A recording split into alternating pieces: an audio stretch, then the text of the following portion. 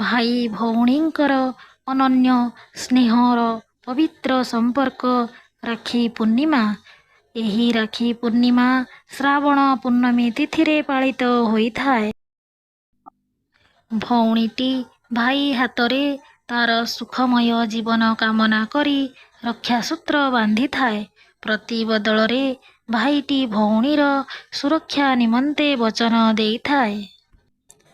ଏହି ବର୍ଷ ପୂର୍ଣ୍ଣମୀ ତିଥି ଅଗଷ୍ଟ 27 ତାରିଖ ଗୁରୁବାର ସକାଳ 9:07 ଆରମ୍ଭ ହୋଇ ତା ପରଦିନ 28 ତାରିଖ ଶୁକ୍ରବାର ସକାଳ 9:45 ପର୍ଯ୍ୟନ୍ତ ରହୁଛି।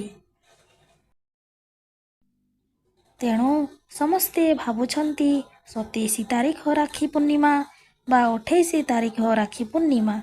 ଆପଣମାନେ ଉଦୟା ତିଥିରେ 28 ତାରିଖ ଶୁକ୍ରବାର ଦିନ ରାକ୍ଷୀ ପୂର୍ଣ୍ଣମୀ ପାଳିପାରିବେ।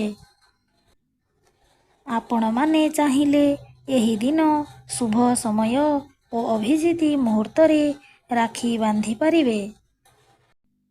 ଶୁଭ ସମୟ ସକାଳ 5:57 ଆରମ୍ଭ ହୋଇ 9:48 ପର୍ଯ୍ୟନ୍ତ ରହୁଛି ଏବଂ ଅଭିଜିତ ମୁହୂର୍ତ୍ତ ସକାଳ 11:56 ଆରମ୍ଭ ହୋଇ ଦ୍ୱିପହର 12:48 ପର୍ଯ୍ୟନ୍ତ ରହୁଛି।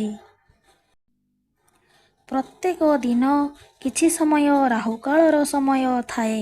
ଏହି ରାହୁକାଳ ସମୟରେ କୌଣସି ଶୁଭକାର୍ଯ୍ୟ କରାଯାଏ ନାହିଁ। ଶୁକ୍ରବାର ଦିନ ସକାଳ 10:46 12:22 ପର୍ଯ୍ୟନ୍ତ ରାହୁକାଳ ରହୁଛି।